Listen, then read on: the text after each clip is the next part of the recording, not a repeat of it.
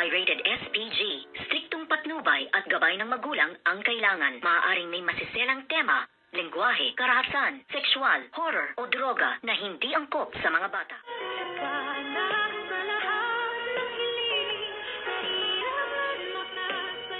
Good morning and welcome sa aking munting channel. Nalaman na nga nitong pamilya ni Chang Susan ang kanyang kondisyon sa ngayon, kaya't sila nga ay magkakasama nang ipa-check up at naka-schedule lang nga ang biopsy ni Chang Susan.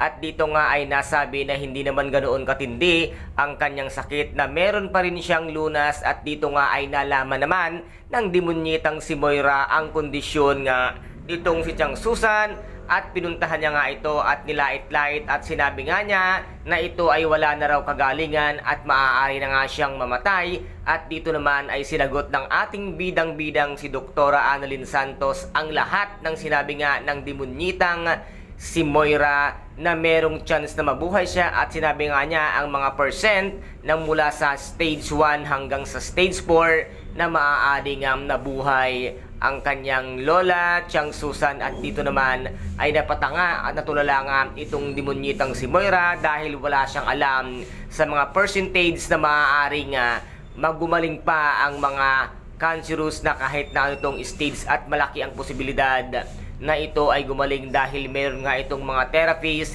katulad nga ng tinatawag natin na chemotherapy na maaari nga mabuhay pa ang isang taong may cancerous. Kung kaya't dito ay sinabi nga ni Miss Lynette Santos, o ano ngayon, napatanga ka, alam mo ba ang mga sinasabi mo? At dito ay talagang matapang at mayabang nga itong demonyitang si Moira para nga pilit niyang pabagsakin at ilugmok itong si Chang Susan. Ngunit buo ang kanilang pamilya na handang lumaban.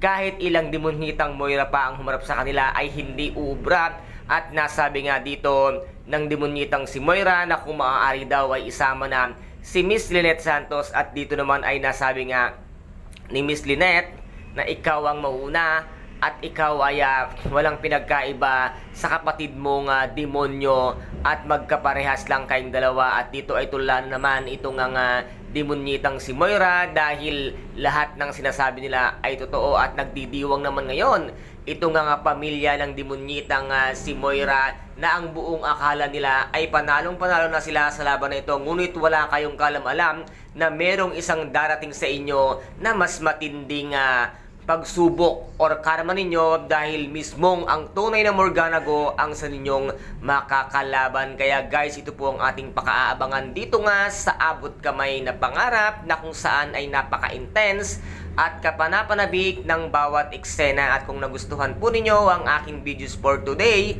paki-subscribe na lamang po ng aking channel, paki-like and share para maging update kayo sa lahat ng gagawin kong videos. Maraming salamat po. Ingat, God bless, and bye-bye!